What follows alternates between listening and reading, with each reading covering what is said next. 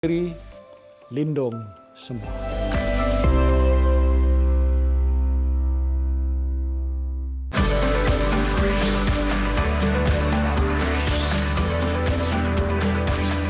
Didik TV KPM.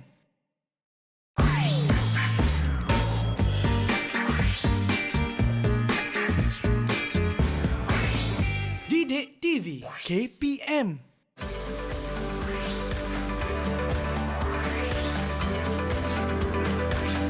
Didik TV KPM.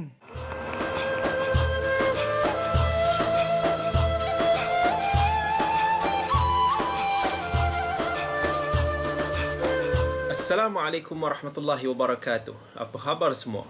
Kembali lagi kita dalam slot motivasi pagi bersama dengan Dr. Kamilin Jamilin. Jadi pada pagi ini kita insya-Allah akan membincangkan tentang satu topik yang paling penting dalam kehidupan kita tetapi kita selalu abaikan. Apa dia? Solat 5 waktu. Penting ke solat 5 waktu? Kenapa kita kena bersolat? Yang ini ramai daripada kita tahu. Solat ini merupakan tiang agama tetapi kita masih lagi abaikan. Baik. Jadi pada pagi ini insya-Allah kita akan bincangkan tentang topik ini. Solat 5 waktu. Okey, ramai daripada sahabat-sahabat, adik-adik semua yang mungkin tahu tentang solat 5 waktu. Kan kita solat subuh, kita solat zuhur, kita solat asar, kita solat maghrib, kita solat isyak. 5 waktu sehari. 5 waktu sehari ini adalah solat yang wajib untuk nak kita laksanakan. Tak kira lah yang muda, yang tua, yang sakit, yang sihat, yang macam mana sekalipun keadaan dia, bila dah baligh, bila dah mukallaf, dah wajib untuk nak kita laksanakan solat ini. Apa pun keadaan dia, kita tak boleh tinggalkan solat 5 waktu ini macam mana yang Nabi SAW ajarkan kepada kita. Tapi kenapa kita kena solat 5 waktu? Kenapa kita kena minta pada Allah dalam solat ni? Kenapa kita kena susah-susah bangun? Yang itulah yang ramai lagi yang tak tahu. Okey, kita tengok sekarang ni ramai mungkin kita pun ada yang culas dalam solat kita. Solat subuh khususnya kan, ramai daripada kita yang solat subuh gajah kan, bila dah matahari dah terang benderang baru nak bangun tidur. Ada yang tak set alarm nak bangun. Tapi kalau nak kena pergi sekolah, kalau kena pergi meeting, kalau kena pergi jalan, kena buat benda-benda lain, boleh pula kan. Itu masalah kita. Kita tak sedar bahawa dosa meninggalkan salat ini sangat besar sebenarnya. Nabi SAW pun pernah bersabda, bainal abdi wa baina syirki awil kufri tarkus salah. Antara seorang hamba itu dengan kesyirikan ataupun kekufuran, meninggalkan salat. Jangan sesekali tinggalkan salat, sebab salat inilah benteng pemisah antara kita dengan kekufuran. Kalau kita tinggalkan salat dengan sengaja, maka bererti kita dah berada di persimpangan antara iman dan juga kufur. Sebab tu Nabi SAW pun bagi tahu bahawa salat itu adalah tiang agama. Tiang. Kalau kita nak bina bangunan, kita mesti kira ada tiang. Kalau roboh ataupun tak ada tiang tu, bangunan tu boleh roboh. Kalau tiang tu tak kuat, bangunan tu boleh roboh.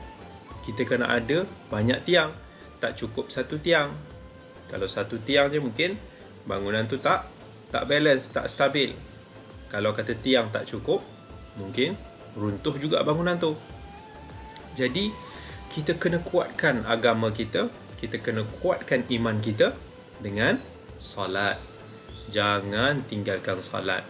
Kalau kita tinggalkan salat, maybe kita dah terbuat satu perkara yang kufur kepada Allah Azza wa Jalla. Ini merupakan antara dosa yang paling besar. Sebenarnya adik-adik semua, sahabat-sahabat semua yang dikasihi oleh Allah, Nabi SAW ini tak rasa beban melakukan salat. Kita ni kalau nak buat solat ni, Allah, kalau boleh lah Kita nak cepat-cepat solat, rasa macam solat tu beban, kita macam terpaksa je. Tapi Nabi SAW, bila Nabi tension, bila Nabi penat, Nabi nak mengadu, nak mencari ketenangan, Nabi mencarinya di dalam salat. Nabi kata kat Bilal, arihna bis salah.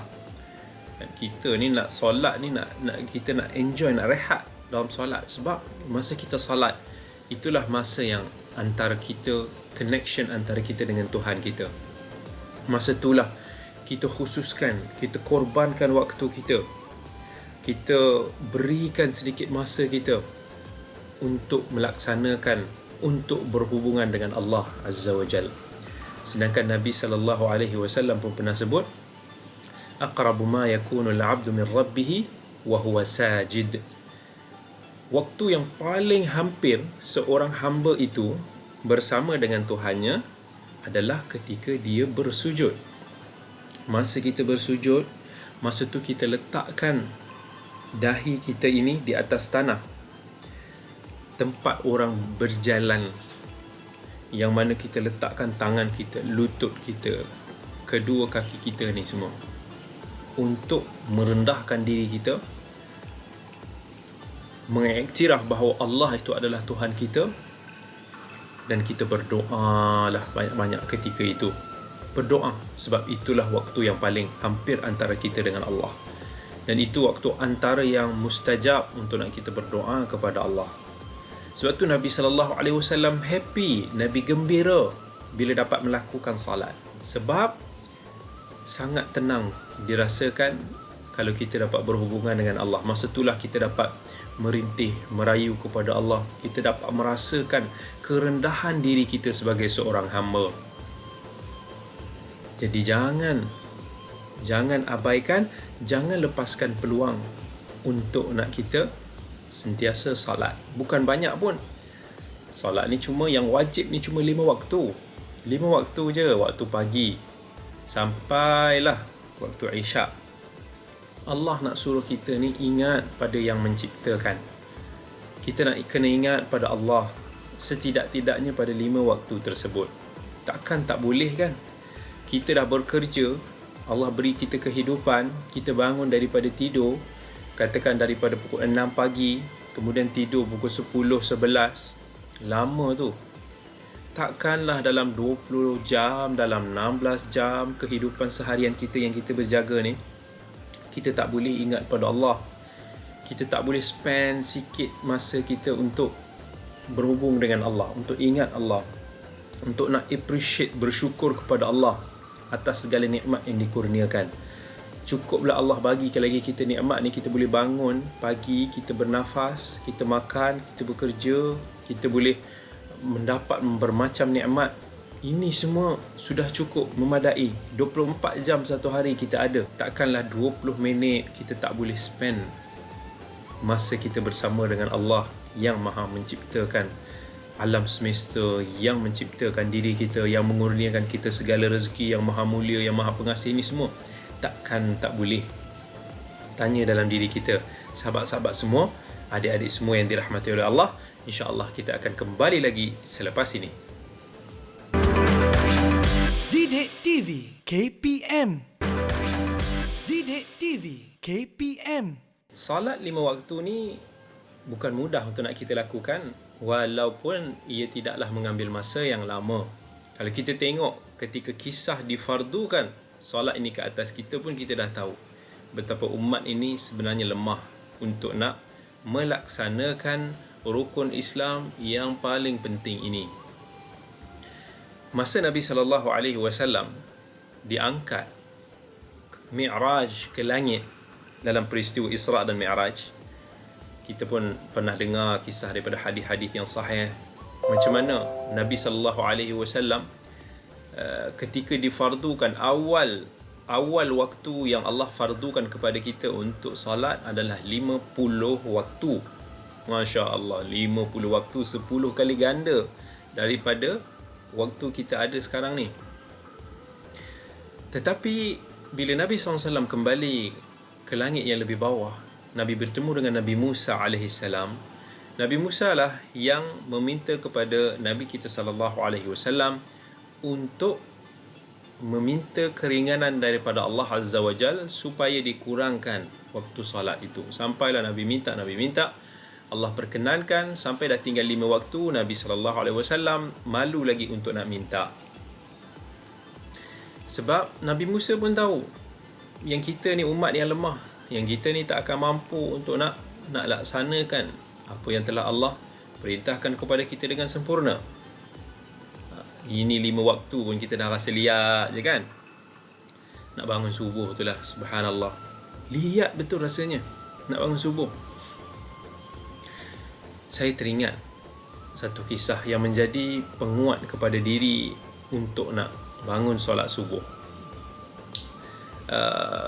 Masa saya pergi ada satu program dakwah di Melbourne, dekat sana saya bertemu dengan seorang pemuda, Masya Allah. Seorang pemuda ni nama dia Hasan. Jadi setiap pagi Hasan ni akan datang awal, dia akan azan, dia akan mengimamkan salat. Bacaan dia Masya Allah sedap. Dia daripada Lebanon asalnya. Dia dulu subhanallah, dia tak jaga salat dia. Dia ambil mudah salat dia. Sampailah masa dia datang berhijrah ke Melbourne ataupun di Australia masa tu. Dia lagi muda dan dia masih dalam zaman huha-huha kan. Nak solat pun apatah letak lah, nak cari duit, nak enjoy. Jadi satu hari tu dia pergi ke masjid. Dia pergi ke masjid, tiba-tiba masa nak solat tu orang tolak dia jadi imam. Dia masa tu dalam keadaan yang macam, ya Allah, apa yang aku nak baca, dah terlupa nak baca. Tapi dia cuba, sampai lepas daripada solat dia, ada seorang pakcik tu panggil dia. Dia tak tahu pakcik yang panggil ni antara pakcik yang kira very powerful ataupun sangat kaya berpengaruh. Jadi lelaki tu pun, pakcik tu, dia kata kat dia, dia bagi nasihat. Dia kata nilai diri kamu adalah berdasarkan kepada nilai agama kamu. Maksudnya lagi banyak agama yang kita pegang, itulah nilai diri kita.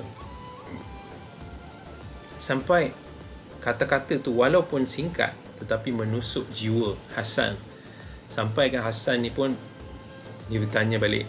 Dia kata macam mana dia nak jadi seorang mukmin yang sejati, nak jadi orang yang beriman. Pakcik tu pun kata, kalau kamu nak tengok orang-orang beriman, datanglah subuh ke masjid. Kamu akan dapati insya-Allah itulah orang yang beriman. Kalau kita ni nak tengok ramai orang Islam pergi ke masjid waktu solat hari raya. Solat hari raya ni orang Islam pergi lah semua. Tapi yang nak pergi ke masjid ni hanya orang yang betul-betul imannya kental. Boleh mulazamah, boleh istiqamah pergi ke masjid.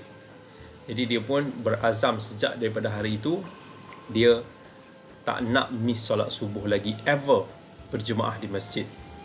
Dia kata kat saya, apapun yang terjadi, saya pasti akan bangun subuh, saya pasti akan pergi berjemaah di masjid. Dan dia kata lepas daripada tu, sejak tu subhanallah, dia pergi ke masjid, dia dapat rasakan satu ketenangan. Allah pun lama-lama bantu dia, tiba-tiba mudah urusan dia semua. Dia kata kat saya, Ustaz, saya merasakan kesan daripada saya menjaga salat saya. Saya menjaga subuh saya berjemaah di masjid. Saya merasakan balasan reward daripada Allah.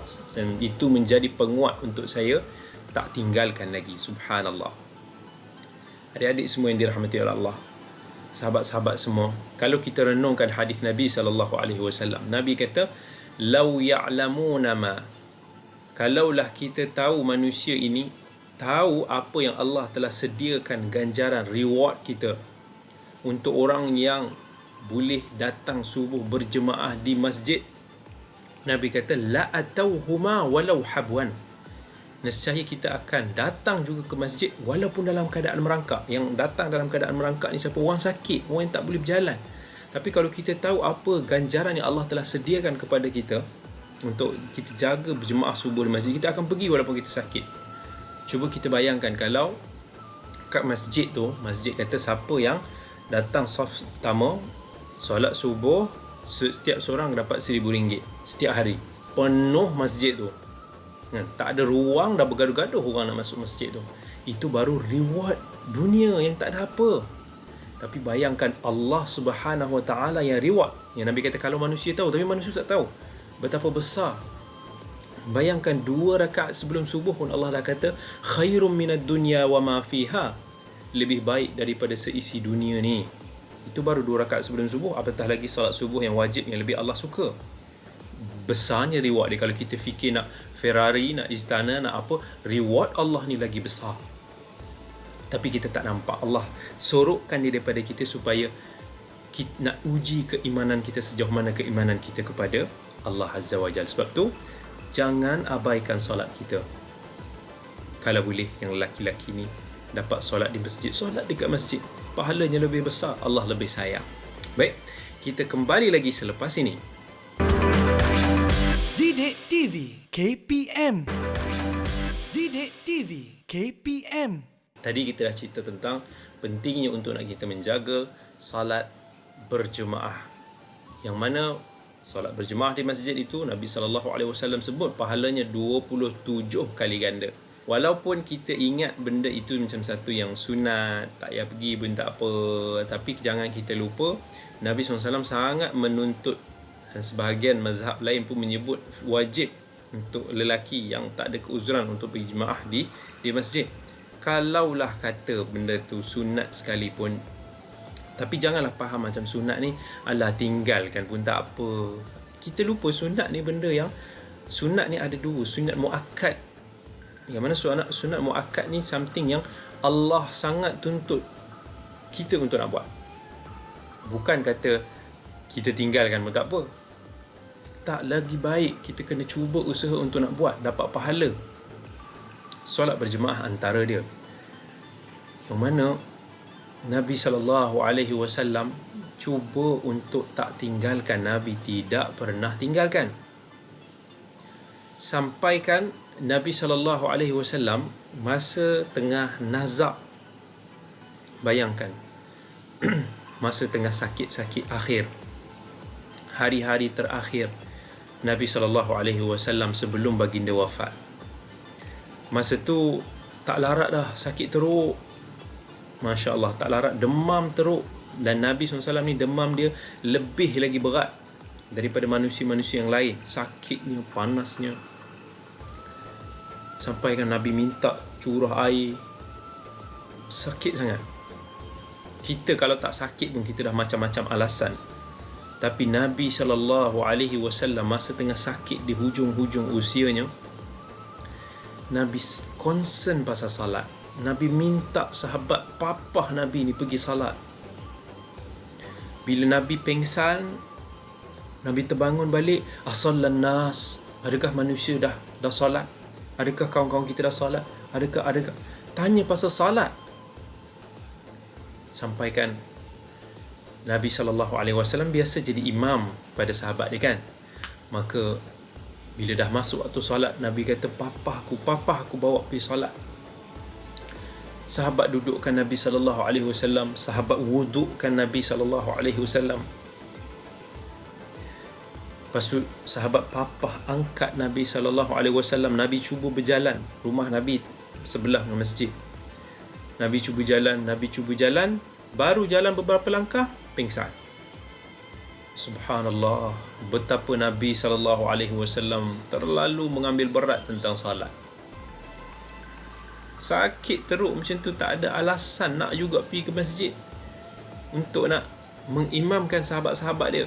Kalau kita dengar kisah ni, kita renung balik kat mana diri kita ni kan. Kita tak solat buat alasan kita sakit, padahal kita tak sakit. Kita tinggalkan solat. Allah, tak payahlah, nantilah. Mula sunat je kan. Sedangkan dalam hadis Ibnu Mas'ud radhiyallahu anhu, ketika Ibnu Mas'ud tanya Nabi SAW, ayyul amali ahabbu ilallah, apakah amalan yang paling disukai oleh Allah? Nabi SAW jawab, as-salatu ala waqtiha, salat pada awal ataupun pada waktunya. Nabi sebut amalan ni sebelum Nabi sebut. Bila Ibn Mas'ud tanya lagi, thumma ai, kemudian apa? Al-jihadu fi sabilillah. Nabi sebut menjaga salat pada waktunya ini sebelum daripada amalan berbakti kepada ibu bapa dan juga jihad fi sabilillah. Sedangkan kita tahu kan, ibu bapa macam mana kedudukan dalam Islam, betapa pentingnya berbakti kepada mereka, betapa pentingnya jihad fi sabilillah. Tetapi Nabi letak salat pada waktunya lebih dahulu sebelum tu. Kalau kita nak jaga waktu salat kita, kita kena lakukan asbab dia. Yang pertama sekali, kita kena ada dalam diri kita ni ilmu. Ilmu apa? Ilmu tentang kepentingan salat, ilmu tentang bahayanya tinggalkan salat. Kita baca kisah-kisah Nabi SAW, kisah para sahabat, ulama-ulama tentang menjaga salat, melakukan salat. Itu akan memberikan kepada kita motivasi, akan membuatkan kita ni passion, gairah untuk nak jaga salat kita. Itu akan bagikan kita inspirasi. Sebab manusia ni always dia hanya terpikat kalau ada reward. Kita kena tahu apa yang Allah nak reward kepada diri kita. Allah, apa balasan Allah, apa ancaman Allah, tu semua boleh jadi menggalakkan kita untuk nak menunaikan salat, mengancam kita daripada meninggalkan ataupun mengambil mudah tentang salat. Yang kedua, jaga masa. Jaga masa ni, kita tahu kalau kita susah nak bangun subuh sebab kita tidur kurang, tidur awal. Kalaulah pagi ni ada meeting, ada apa, macam mana sekalipun kita boleh bangun, takkanlah dengan solat kita tak boleh bangun. Tidurlah 3 jam, 2 jam pun bangun juga untuk nak buat solat subuh. Solat lain pun kita jaga. Sebab solat ni dah dibuat pada waktu dia, ada hikmah dia. Hikmah dia supaya orang Islam ni sepatutnya belajar untuk nak disiplinkan masa. Kita sepatutnya orang Islam yang menjaga masa kita ada salat. Waktu-waktu yang telah ditetapkan oleh Allah, Zuhur, Asar. Sekarang ni mudah je. Nak tahu, kita buka handphone, dah ada application macam-macam. Nak tahu waktu salat. Internet pun ada. Kalau kita belajar tentang disiplin salat ni, kita akan jadi orang Islam yang paling berdisiplin dalam soal masa. Kemudian kita konsisten, kita usaha, kita doa pada Allah. Semoga kurniakan kita istiqamah. Jangan berputus asa. Allah pun sebut dalam Al-Quran, walladzina jahadu fina lanahdiyannahum subulana. Siapa yang berusaha bersungguh-sungguh di jalan kami, kami akan beri petunjuk kepada mereka. Jadi, sahabat-sahabat semua, adik-adik semua yang dirahmati oleh Allah, jaga solat 5 waktu kita ini, lakukan, jaga rukunnya, sunatnya, wajibnya, jaga semua ni. Jangan abaikan. Kalau kita rasa banyak kita terabai, kita gantikan banyak dengan solat-solat sunat. InsyaAllah solat-solat sunat itu akan topak balik solat-solat fardu kita, insyaAllah. Dan kita jaga ini, maka insyaAllah kita akan jadi hamba Allah yang berjaya dunia dan akhirat. So, sampai jumpa lagi dalam episod yang akan datang. Assalamualaikum warahmatullahi wabarakatuh.